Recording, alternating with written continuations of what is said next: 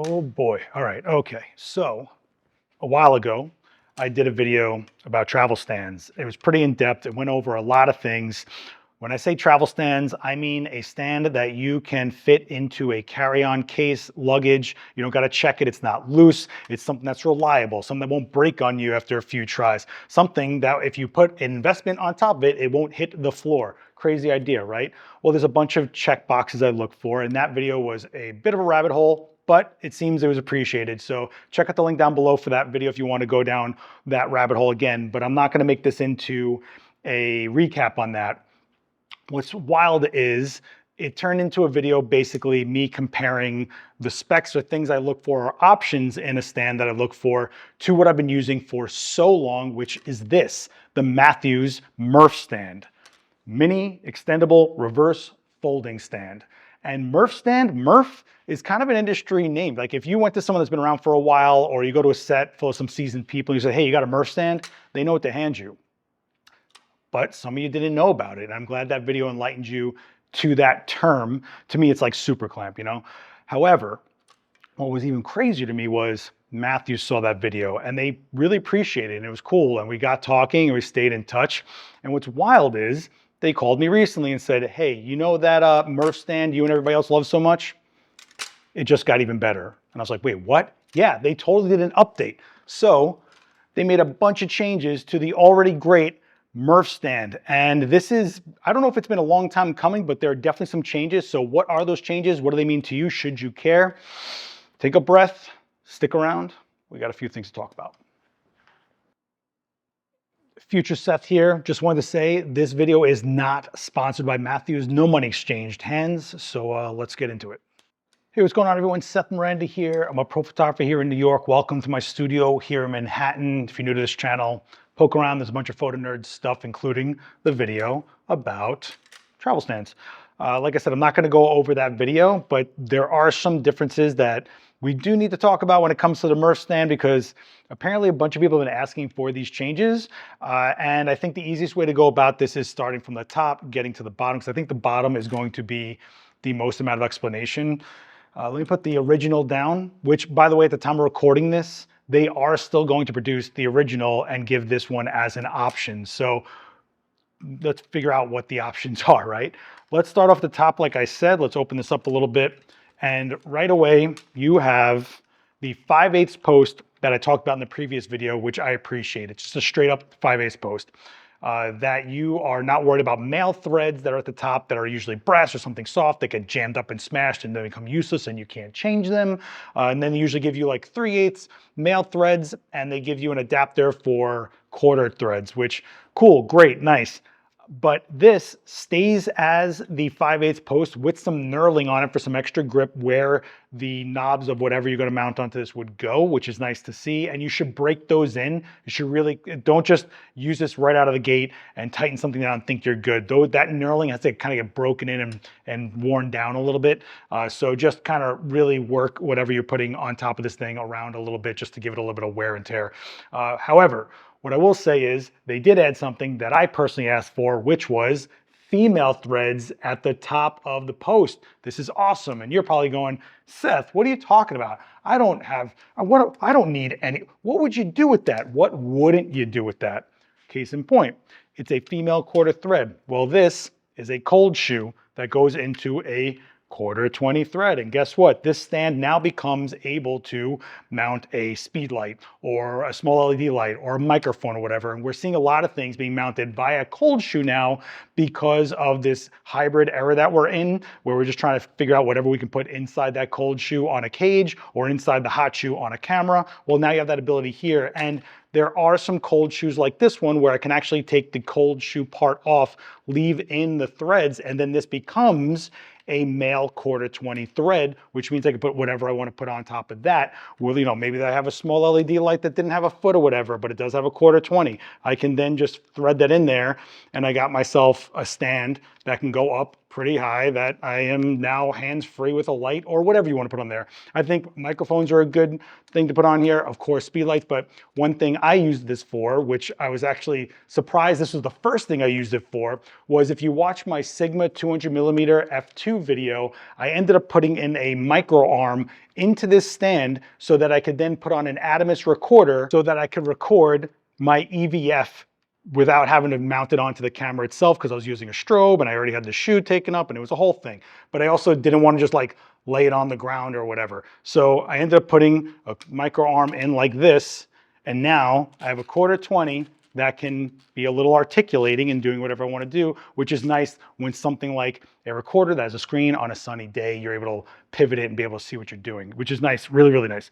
So you're able to mount onto the stand, you're able to mount into the stand. It's just a nice addition without sacrificing literally anything. It doesn't sacrifice any of the strength. It gives you more options with whatever you can mount to the top. Win all around, I'm into it, and I'm really glad that Matthews went forward with this design, which is really nice.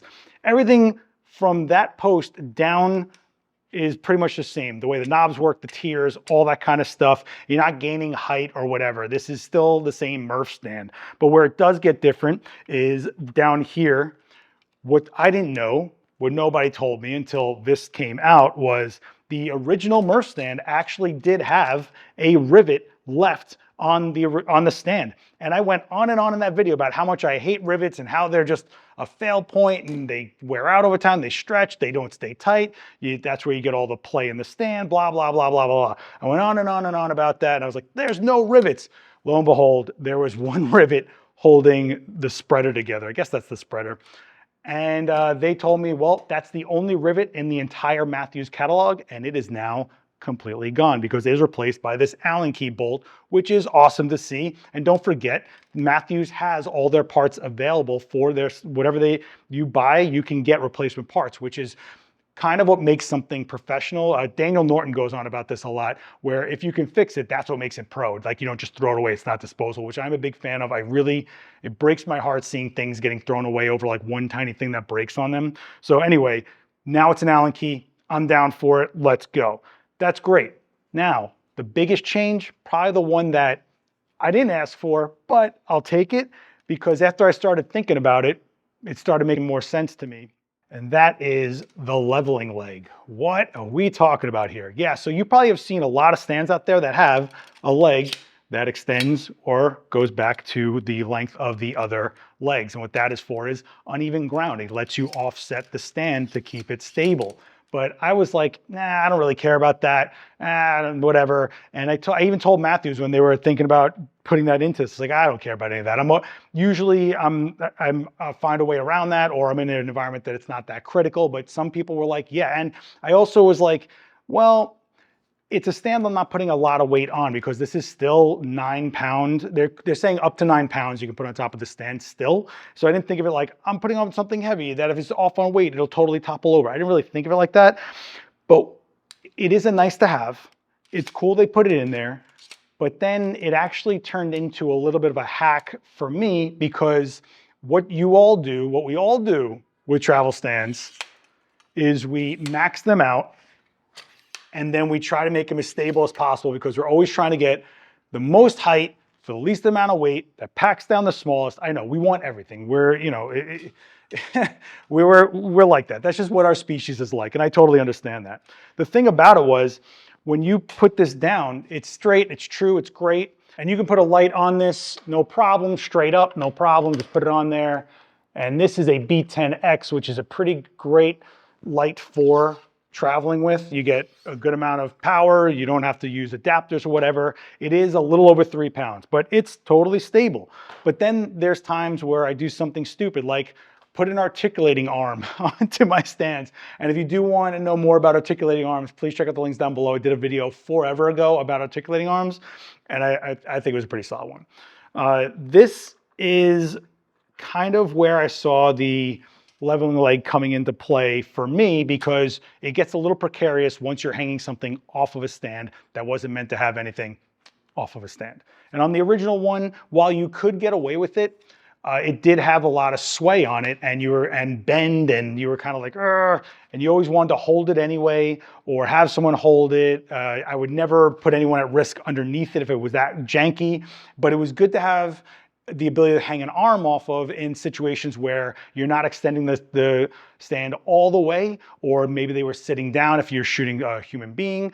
But if you're doing something that's like a still life and it's small, you could totally use an articulating arm. And depending on how much weight you put off that articulating arm, you got to start doing the math, right? Because this light, for example, is a little over 3 pounds. Well, then you're throwing another 3 pounds with a NOGA arm, let's say. And this is built. I mean, I went in the articulating arm video, I go on and on about don't cheapen out on arms, because boy, are you going to be paying for it later. And I think we all understand that by now, right? Hopefully you guys get the idea that grip is something that you invest into, because it is basically with you your entire run. No matter what camera, no matter what lens you switch to, no matter what lights you change into, no matter what you upgrade to, all over the place, your grip stays the same. And you want to make sure that whatever you're investing into for your lights, for whatever, is the foundation is stable and you can go the long hallway. So when people cheapen out on grip, it makes me go cringe a little bit.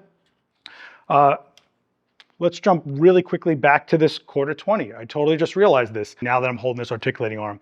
I modify my articulating arms to put a 5/8 female receptor so it can go onto a stand and I can do whatever I'm going to do with it.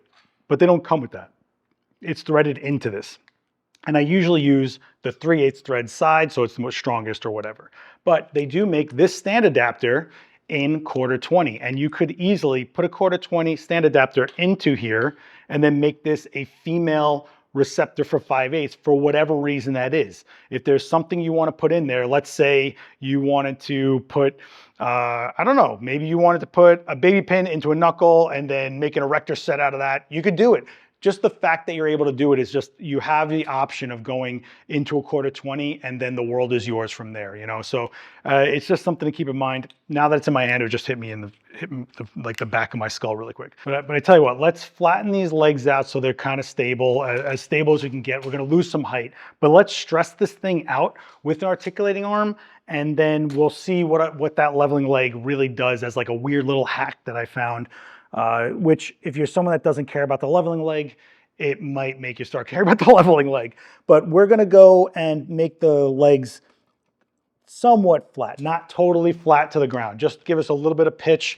And because we don't want to lose all that height if we don't have to. You can always drop it down to the floor if you feel that'll be more stable for sure. And don't forget, you always want to maybe hang your backpack on this, or I've shown you some empty sandbags over the years, which are literally just empty sandbags with zippers that you can fill with tools or water bottles or rocks or whatever you find around where you're shooting. If you need some weight to weigh down a stand to be safe, do it. It's an easy thing to carry. They're just literally empty canvas bags with straps on them that help you out, you know, or handles rather. Anyway, so we have this where we want it as far as the leg spread goes. Let's put an articulating arm on here. Now remember, we start doing the math here because this is a 9-pound stand. This stand can handle 9 pounds. This is already close to 3 pounds. So we've got 6 pounds of wiggle room, but we're gonna make sure that this arm goes over that leveling leg. Think of the leveling leg as your tall leg on a C-stand, if you know what I'm talking about. If you don't, I have a C-stand video. You guys can check out the link down below. I know, I just got to keep on sending you guys to more and more of my videos. That's how it works, right? So right here, this is nothing crazy, right? Like we now have an offset arm that articulates, that we can do whatever we're going to do with. And, you know, she's not looking too bad, not looking too bad.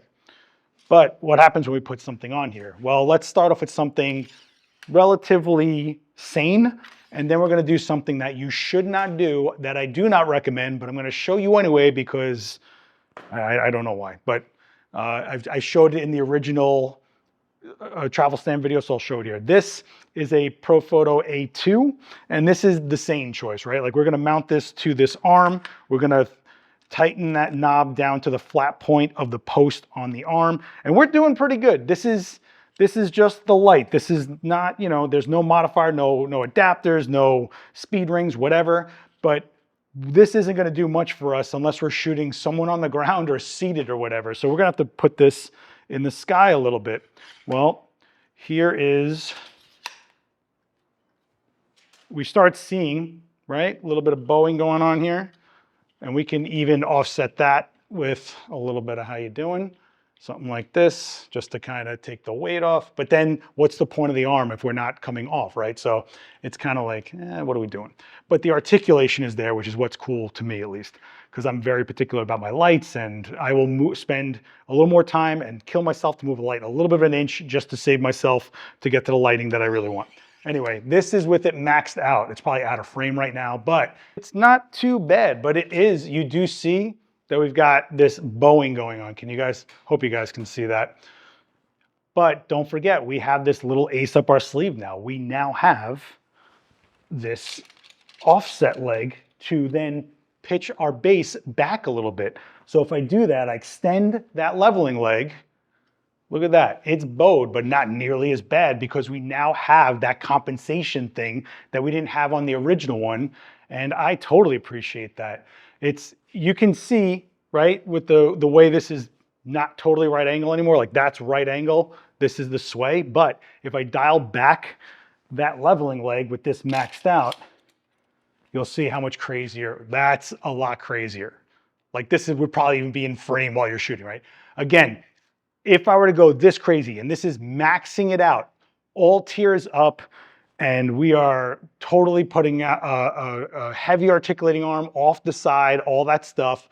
This is not protocol here, right? But you're able to do it. And if you were, again, I would have someone holding it, or I would hold it while I'm shooting, or I would always try to put something weight-wise on the knob, hang my bag, like I said before.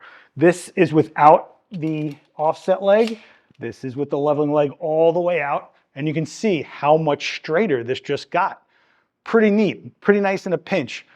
Of course, I'm going to do something stupid now and try to overload this a little bit with a bigger light source. What? Yeah, we're totally doing that. Why? Because it's a video, and let me do it and not you guys do it, and that way my lights hit the floor, not your lights, okay? But I did do this in the original travel stand video, so I feel like I should give it a shot here. We're going to take off this Profoto A2, which is a nice little soda can light. In fact, this is with the bigger stand adapter on there. Like this is actually heavier and bigger than the one that comes with the A2 because I swapped them all out just to have universal stand adapters across my entire setup from my B10X Pluses, my B10Xs, and my A2s. It just makes it easier for me, but I am adding unnecessary weight for sure. And also don't forget the A series, you can actually get a click box that would be its own stand adapter. We're not going to get into that because that's not every system, but either way. Let's talk about putting a B10X, which is a little over 3 pounds, almost 3.5 pounds, plus give or take 3 pounds of this articulating arm, right? So if we mount this and we tighten this knob down into the flat part of this post, you can already see this isn't even close to where we would probably put this light, and it's got a little bit of, but it's okay. We're going to start raising up these tiers. Oh, I can feel your hearts beating already. I know. Oh, there's so much money on there, Seth. What are you doing? It's my light. We'll do this. It's okay. But now it's all the way up. The arm is over the leveling leg, and she's bowing, but all things considered, how much weight is off of this stand right now? We're talking about 6 pounds plus offset. Yes, it's going to bow and it's going to sway, but what happens when we put on or adjust the leveling leg? Do we gain anything, right? And I would argue, yeah, it straightens up pretty decently for being completely maxed out, stressed out, worst case scenario, right? But again, don't forget, there's no modifier on here right now. There's no softbox, there's no added speed ring, weight, all that kind of stuff, or just the mass swaying from maybe wind if we're outside. But if you check this out, when I pull it up close, and that bow is not too bad, kid. Not too bad, not too shabby, son. If I dial that leveling leg back to the original position where it would be on the original stand, I think you're going to see how quickly this, I'm like, I don't even want to let it go. I'm going to let it go. That is a lot of bowing, and you are asking for failure because I could probably make this tip over from my thoughts. Not gonna do that though. No Jedi mind trick in the world will make me trash a Profoto light. Anyway, obviously we wouldn't stress it out like that. If this was a scenario that I was doing this in, I would probably take the articulating arm and kind of make it less stressful hanging off somehow. Maybe hang the light low, like underneath maybe, or quite frankly, I just wouldn't go crazy. I wouldn't make myself in a position or put myself in a position where I'd want to put the light so precarious, into such a precarious position. And if I'm gonna have someone to hold the stand, I might as well have them hold the light. The difference being, at least on the stand, it's consistent. I know where that light is. It's not an assistant pivoting and changing and all that kind of stuff. But again, this is worse. This is crazy case scenario. So think of it that way. If you're putting something on there, hanging it off a little bit, and you're running out of some leeway as far as the bowing or maxing out the payload, which again, they're saying is up to 9 pounds. This is probably a little over 6 pounds combined. Put on a speed ring, softbox, and modifier, you're probably looking at like, I don't know, maybe close to 8 pounds all in. And that is when I think it would get a little dicey and hairy and crazy. And I would be like, what am I doing? And then you'd start looking at what can I shave weight on or whatever. But that's another story altogether. If I wanted to shave weight, just side note, I would probably take off this stand adapter and do 1/4-20 screwed right into the post and eliminate this little bit of weight. But now we're talking about, who knows how much that weighs, like what, half a pound, maybe a little less than a pound, right? So do you really want to be worried about doing all that math, or do you want to just go shoot and worry about shooting? So I just think having the ability to have an offset or leveling leg the way Matthews has put into the MERF stand just made it that much better. I think the female 1/4-20 thread opens up a whole world of possibilities for you. It already has for me. I am super psyched on that. And if you don't want to use the leveling leg, just keep it dialed in and tighten it, and that's it. You got the same leg that you get on the original, all right? I do think that they're going to keep this one around as something that's a little bit more price friendly, probably, because this is going to go up a little bit more in price than the original with all the extra features, but it's the same height, same amazing build quality, same legacy that is Matthews. So I'll put links down below for you to check it out. I just wanted to go over this, and that video did so well, the travel stand video, that I could not do this. Let me know down below what you guys think. Let me know if you are been looking at travel stands, or better yet, you know what I would love to hear, and I'm probably gonna regret this. Let me know your horror stories of travel stands that have completely failed on you or just fallen apart. And the worst part about travel stands you can't depend on is you don't know when they're going to fail. And that's when you start feeling it. And the worst case of that is it happens before you finish the shoot or the job or whatever, and you're scrambling. Anyway, this video, I don't want to make it too long. I do want to thank Matthews. This video is not sponsored by Matthews in any way. So this is just pure love. And yeah, anyway, hit me with some comments down below. Don't forget to like, it helps the video out, helps me out. Hit subscribe. And by the way, if you do want to support this channel, there is now a membership thing, but it's just really low cost, like $3, and it's just a way for you guys to say thanks if these videos have helped you at all, or you appreciate them or whatever. Don't feel obligated. I don't make you guys sit through any mid-roll ads or anything. I'm just trying to take the edge off of the production cost of all of these videos. But yeah, it's there for you now, and it's totally appreciated if you choose to, but don't feel obligated. Seriously. And if you want to find something free that you can jump into, the Discord. There are a lot of people in there just like you, about 1,000 members from all over the world, 24/7. If you have problems, jump in there, ask some questions. You can share work, you can critique other people's work, be civil, and you can ask questions, answer questions, whatever. It's just always there for you, and there's no trolls. I kick them out myself. So make sure you check out the Discord, and when you go into the rules, hit OK to unlock all the chats, okay? But for now, my name is Seth Miranda. You can follow me at Last X Witness on all social. Check out my work on Instagram, yell at me on Twitter or whatever. And yeah, I guess that's where I'll leave it. Feels weird doing a semi-short video, but I guess that's where I'm at right now. Yeah, I'll leave it there. Okay, Matthews, thanks so much. You guys, thanks so much. I will see you on the next one.